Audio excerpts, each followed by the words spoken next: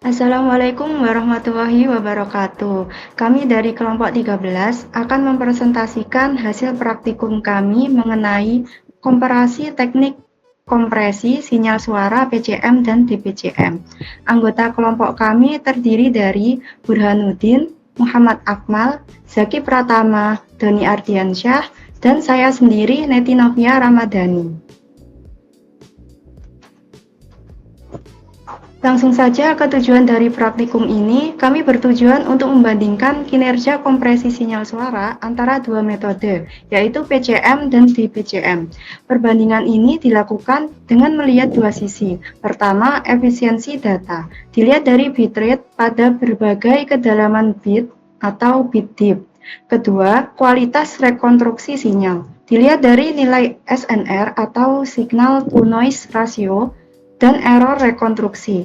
Harapannya, nanti bisa menentukan teknik mana yang memberikan kompromi terbaik antara ukuran file dan kualitas suara. Sebelum masuk ke hasil, mari kita pahami dulu konsep dasarnya. Pertama, PCM, singkatan dari Pulse Code Modulation. PCM mengubah sinyal suara menjadi data digital dengan cara menyimpan nilai asli setiap sampel. Jadi, setiap titik suara direkam apa adanya. Metode ini sederhana dan kualitasnya bagus, tetapi ukuran datanya lebih besar. Kedua, DPCM, singkatan dari Differential Pulse Code Modulation. DPCM tidak menyimpan nilai asli sampel, yang disimpan hanyalah selisih antara sampel sekarang dengan sampel sebelumnya. Karena perubahannya biasanya kecil, data yang disimpan lebih sedikit sehingga ukuran file bisa lebih kecil. Selanjutnya, alur praktikum. Ada 3 langkah. Yang pertama, mempersiapkan sampel, yaitu memilih file audio yang akan diuji dalam praktikum. File yang kami gunakan dengan format WAV. Yang kedua, melakukan pengujian, yaitu sampel audio diuji menggunakan algoritma pengompresian sinyal suara. Yang ketiga, melaporkan hasil pengujian, yaitu hasil dari pengujian akan dianalisa dan didokumentasikan ke dalam bentuk laporan. Selanjutnya akan dijelaskan oleh Doni Ardiansyah. Baik, terima kasih Neti. Pada segmen ini saya akan menjelaskan tentang kode program dari PCM. Nah, dari PCM ini sesuai dengan perintahnya menggunakan 3 bit depth berbeda, yaitu 4 bit, 6 bit, dan 8 bit. Lalu juga akan melihat bagaimana proses encodingnya, perhitungan SNR, error, serta hasil visualisasi sinyal dan noise. Lalu pada segmen kode program PCM dapat dilihat bahwa pertama-tama kita melakukan inisialisasi, yaitu import NumPy sebagai penjumlahan, lalu import matplotlib sebagai penggambaran untuk grafiknya, lalu import sound file untuk membaca sound wave-nya, lalu import SkyPy signal untuk menginisialisasi sinyalnya. Lalu yang kedua yaitu print, silakan upload file. Nah, di sini kami menggunakan file .wav. Untuk nama filenya sendiri yaitu morning.wav. Lalu di bawahnya file name ini merupakan nama dari WAV-nya, lalu print ini merupakan hasil output yang dimana kita harus upload file .wav-nya. Lanjut.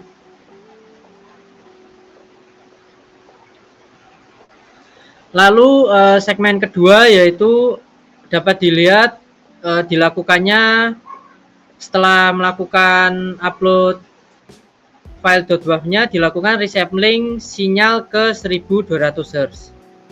Nah, fungsi dari resampling sinyal ini untuk mengurangi jumlah sampel, mempermudah proses kuantisasi, mempercepat perhitungan. Lalu setelah itu sinyal dinormalisasi ke rentang -1 sampai 1 agar semua proses perhitungan lebih stabil dan tidak menghasilkan overflow. Nah, untuk normalisasi bisa dilihat dan resamplingnya juga. Lalu di print sampel rate asli, sampel rate baru, dan durasi videonya. Lanjut.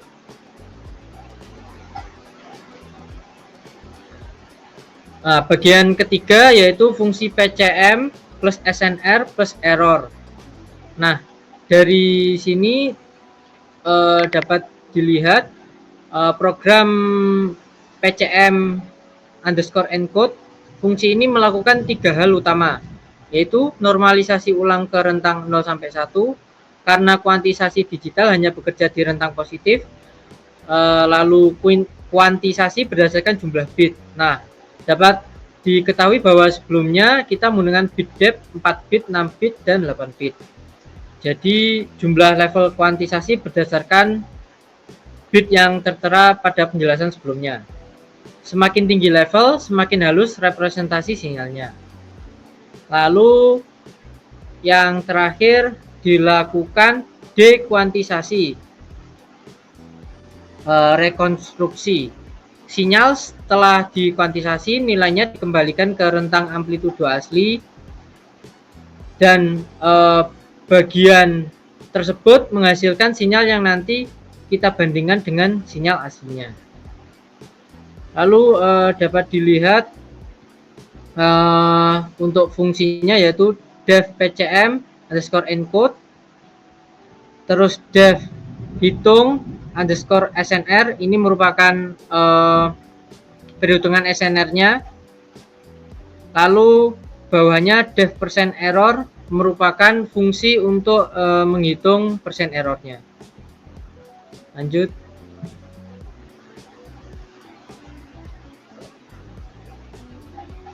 Nah, yang keempat yaitu eksekusi PCM 4 bit, 6 bit, dan 8 bit. Program tersebut menjalankan PCM untuk 3 bit depth. Masing-masing kode menyimpan pada fungsi sebelumnya yaitu sinyal rekonstruksi, nilai SNR, bitrate, dan persen error. Lanjut.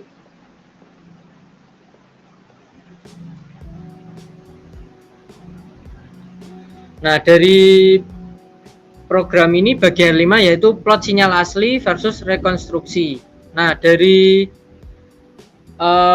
audio yang sudah di-upload dan sudah dikuantisasi dan juga direkonstruksi, sinyal asli dan rekonstruksi itu digabungkan menjadi satu grafik tiap bit depth 4 bit, 6 bit, dan 8 bit. Berikut merupakan kodenya. Lanjut.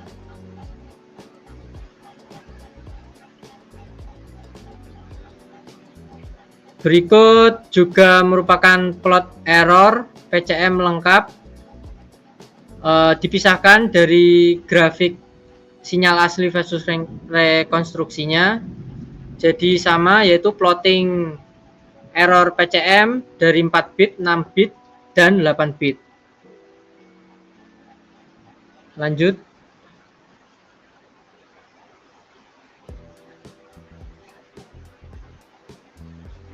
Berikut merupakan hasil program PCM.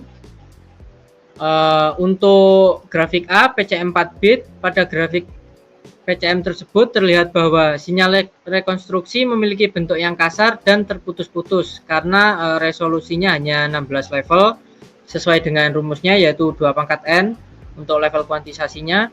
Yang kedua, pada bagian sinyal yang berubah cepat, rekonstruksi tertinggal jauh dari sinyal asli.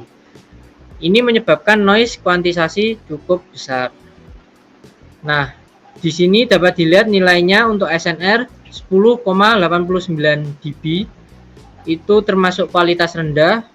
Lalu bitrate-nya 4,8 kilobyte per second, untuk ukuran data cukup kecil. Lalu error menghasilkan 4,58%, dapat dilihat merupakan error yang paling besar. dari keseluruhan. Nah, lanjut ke grafik PCM 6 bit. Untuk kualitas sinyal membaik karena level meningkat menjadi 64. Lalu terlihat bahwa bentuk sinyal rekonstruksi jauh lebih mengikuti kontur sinyal asli. Lalu noise kuantisasi lebih halus dan lebih kecil. Dikarenakan pakai 6 bit berarti dia sesuai rumus yaitu 2 pangkat N. Lalu data kuantitatifnya SNR naik ke 26 dB, kualitas lebih bersih, error turun ke 0,74%, semakin akurat, lalu bitrate menghasilkan 7,2 kilobyte per second. Grafik pada PCM 6 bit ini menunjukkan rekonstruksi sudah hampir menempel dengan sinyal asli, terutama pada amplitudo rendahnya. Lalu grafik PCM 8 bit dapat dilihat level kuantisasinya mencapai 256 sehingga sinyal rekonstruksi hampir identik dengan sinyal asli. Lalu distorsi kuantisasi sangat kecil dan sulit dibedakan dengan mata. Jadi dapat dilihat pada PCM 8 bit. Nah, untuk visualnya terlihat bahwa garis rekonstruksi hampir tepat menyatu dengan sinyal asli.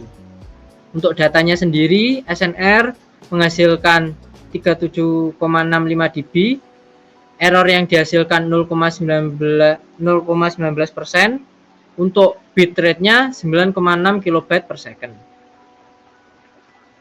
Lalu grafik perbandingan error. Nah, dapat dilihat pada hasil analisis PCM grafik pada error rekonstruksi PCM dapat dilihat bahwa 4 bit memiliki error paling besar ditandai fluktuasi error yang tinggi, 6 bit error sangat kecil dan lebih stabil, 8 bit error hampir menyentuh garis nol menunjukkan rekonstruksi sangat akurat. Seperti itu. Untuk penjelasan DPCM saya serahkan kepada Zaki. Terima kasih. Baik, terima kasih Doni. Saya akan lanjutkan untuk pemrograman DPCM. Dapat dilihat pada slide pertama, itu kita menggunakan library import yang sama dengan PCM. Dan di bawahnya itu merupakan bagian dari proses upload file audio dan pembacaan file menggunakan library Python. Setelah file terbaca, audio dikonversikan ke mono jika masih stereo, kemudian dinormalisasi agar berada pada rentan min 1 hingga 1, sehingga setelah itu dilakukan proses resampling menjadi 1200 Hz. Proses ini bertujuan untuk menyamakan kondisi agar perbandingan antara bit depth dan DPCM menjadi lebih terkontrol dan konsisten. Lanjut.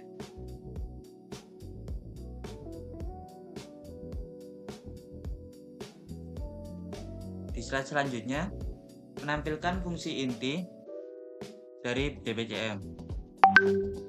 Pada bagian ini kode mengambil setiap sampel audio dan menghitung selisih antara nilai sampel asli dan nilai prediksi. DPCM menggunakan prediktor sederhana, yaitu nilai sampel sebelumnya. Selisih yang didapatkan kemudian melalui proses quantization berdasarkan bit depth. Nilai yang sudah dikuantisasi disimpan sebagai data kompresi dan kemudian digunakan kembali untuk memperbarui prediksi pada sampel berikutnya. Tapi ini bukan nilai absolut, walaupun ini adalah inti dari metode DPCM yang merupakan menyimpan perubahan sampel. Lanjut.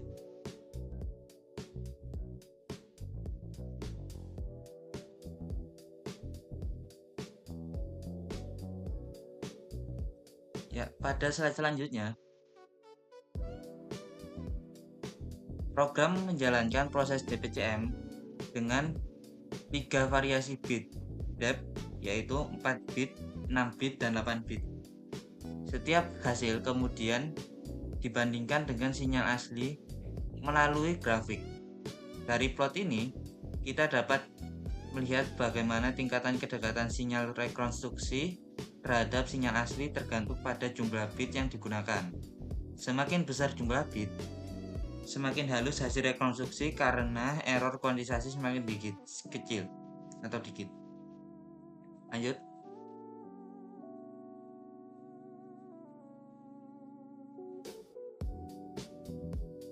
Pada slide ini menunjukkan perbandingan error dari hasil rekonstruksi DPCM untuk setiap bit dip. Grafik ini membantu melihat seberapa besar deviasi sinyal hasil decoding dibanding dengan sinyal aslinya. Pada 4 bit terlihat error yang cukup besar.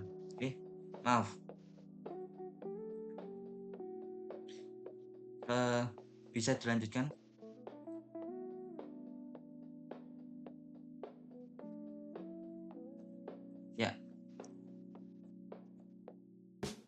Ya, pada slide ini ditampilkan hasil rekonstruksi sinyal DPCM untuk 3 bit depth, yaitu 4 bit, 6 bit, dan 8 bit. Terlihat bahwa semakin besar jumlah bit yang digunakan, semakin mirip bentuk sinyal rekonstruksi dengan sinyal aslinya. Hal ini karena level kuantisasi semakin besar dan representasi amplitudo menjadi lebih presisi. Pada 4 bit, perbedaan sinyal cukup terlihat dan sinyal SNR masih rendah, yaitu 13,31 dB, menunjukkan noise kuantisasi yang masih besar. Di 6 bit, bentuk sinyal mulai lebih halus dan NSR meningkat menjadi 23,36 dB, menunjukkan perbaikan kualitas. Sedangkan pada 8 bit, sinyal rekonstruksi hampir menyerupai aslinya dengan SNR 33,73 dB, sehingga noise sudah jauh lebih kecil.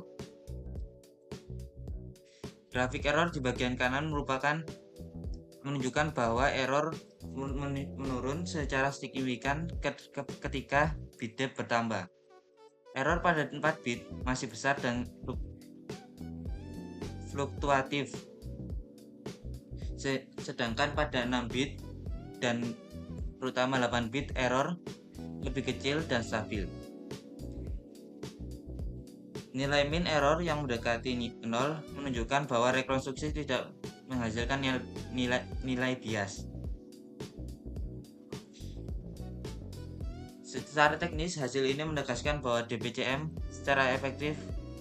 sangat efektif pada bit rendah karena menguatkan prediksi, tetapi pada bit tinggi peningkatan kualitasnya mulai terbatas karena adanya error prediksi yang terakumulasi. Ya, selanjutnya saya akan memberikannya kepada rekan saya, Mal. Terima kasih.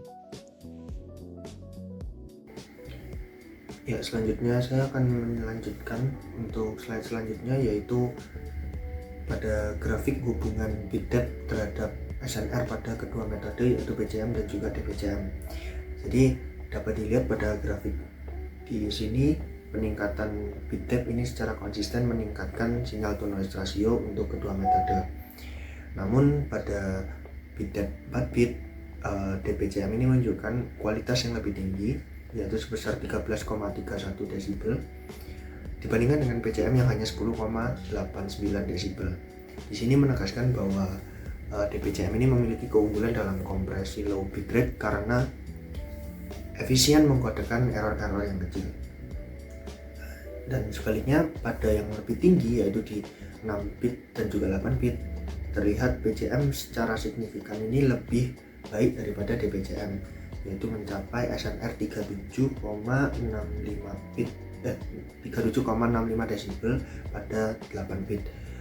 Dan ini menunjukkan bahwa kembali lagi PCM lebih unggul dalam mencapai kualitas yang lebih baik.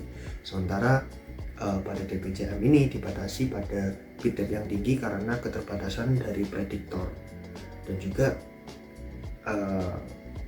akan ada munculnya granular noise.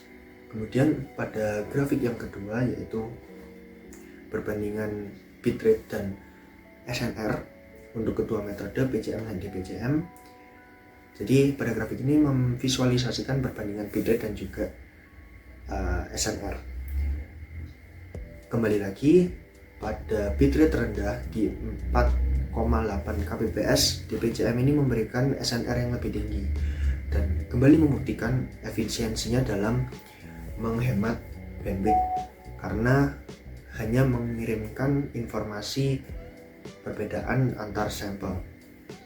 Namun saat bitrate-nya meningkat menjadi 7,2 kbps dan mencapai 9,6 kbps, kembali lagi kurva PCM ini lebih tinggi dibandingkan dengan DPCM dan menunjukkan kenaikan kualitas SNR yang lebih besar per kenaikan bitrate-nya.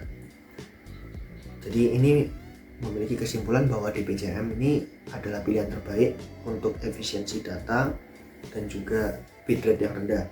Sedangkan untuk PCM adalah pilihan yang lebih baik untuk mencapai kualitas yang tertinggi dengan SNR yang lebih maksimum, meskipun membutuhkan bitrate yang lebih besar. Oke, jadi selanjutnya adalah tahap analisa dari pengujian itu. Setelah kita amati dari praktikum tersebut, maka kita mendapatkan sebuah analisa, yaitu yang pertama mengenai PCM. Nah, PCM ini itu sangat bergantung pada bit depth-nya. Nah, semakin tinggi bit depth, maka kualitas yang akan dihasilkan juga semakin tajam dan semakin bagus. Nah, SNR-nya otomatis dia naik dan juga error-nya pasti turun. Nah, karena itu PCM ini memberikan rekonstruksi terbaik pada bit yang menengah ke atas. Dan kemudian kalau di PCM, dia itu unggulnya pada bit yang rendah. Nah, dengan percobaan mengkuantasi selisih antar sampel, DPCM ini menghasilkan SNR yang lebih baik dari PCM di bit-bit yang rendah, contohnya di bit 4, dan errornya pun tetap rendah.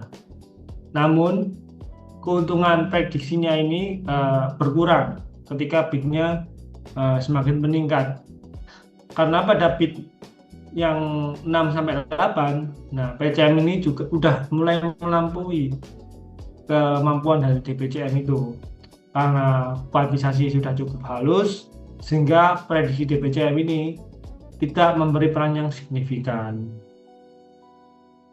Maka dari analisa tersebut dapat kita tarik sebuah kesimpulan di mana DPCM ini cocok untuk bitrate yang rendah karena lebih efisien dan tetap memberikan kualitas yang lebih layak pada bit depth yang kecil. Sementara PCM dia itu lebih cocok untuk kualitas bit yang tinggi, terutama pada bit depth menengah ke atas, karena dia mampu mempertahankan fidelity-nya yang lebih baik.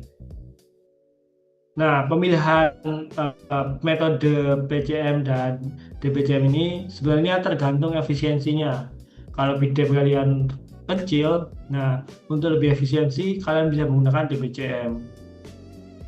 Nah, kalau misalkan kalian mengelola suara yang bit depth-nya besar, itu kalian bisa menggunakan PCM untuk mengejar kualitas dari hasil sinyal tersebut.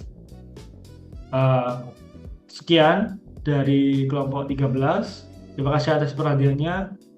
Saya akhiri. Wassalamualaikum warahmatullahi wabarakatuh.